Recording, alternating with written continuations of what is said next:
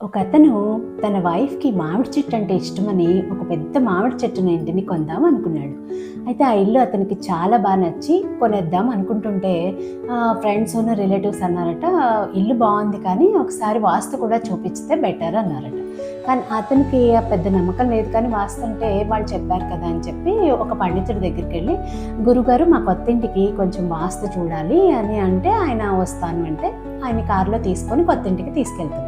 అలా వెళ్తూ ఉంటే వెనక నుంచి 2, 3 కార్లు హార్న్ కొట్టుకుంటూ వస్తున్నాయట. అయితే ఈయన కొంచెం స్లో చేసి పక్కకి కొంచెం వాళ్ళకి దారిచ్చారట వెళ్తూ.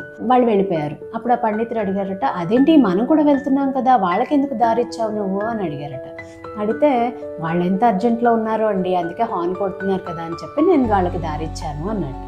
అలా ఇంకొంచెం ముందుకెళ్తూ ఉంటే ఒక చిన్న బాబు రోడ్డుని క్రాస్ చేస్తూ పరిగెడుతున్నట్ట. అది చూసి ఈయన స్లో చేసి ఒక నిమిషం ఆపారట. ఆపి ఆ బాబు క్రాస్ చేసి వెళ్ళిపోయిన తర్వాత కూడా ఇంకా ఒక 2 నిమిషాలు అలా ఆపి చూస్తూ ఉంటే ఇంకో బాబు కూడా వాడు వెనక పరిగెత్తుకుంటూ క్రాస్ చేశాట. తర్వాత ఈయన మళ్ళీ స్టార్ట్ చేసి వెళ్తూ ఉంటే ఆ పండితుడు అన్నట్ట, "ఫస్ట్ బాబు వెళ్ళినప్పుడు ఆపావు కదా, మళ్ళీ ఎందుకు వెయిట్ చేసావు నువ్వు" అంటే అతను నవ్వుతూ, "పిల్లలు ఎక్కడైనా ఒక్కళ్ళు పరిగెడతారా అండి, ఒకళ్ళిద్దరు వెనక గుంపులా పరిగెడుతూ ఉంటారు కదా, అందుకనే నేను కొంచెం సేపు వెయిట్ చేశాను, ఇంకో బాబు కూడా వచ్చాడు చూసారా" అన్నట్టు నవ్వుతూ అక్కడి నుంచి ఇంకా వాళ్ళ ఇంటి దగ్గరలోకి వచ్చేసారు. గేట్ దగ్గరికి వెళ్తూ ఉంటే పక్క బిల్డింగ్లో వాళ్ళు వీళ్ళ వైపు కార్ వైపు చూసేసరికి ఈయన కొంచెం స్లో చేసి వాళ్ళ వైపు చూసి చిన్న స్మైల్ ఇచ్చారట.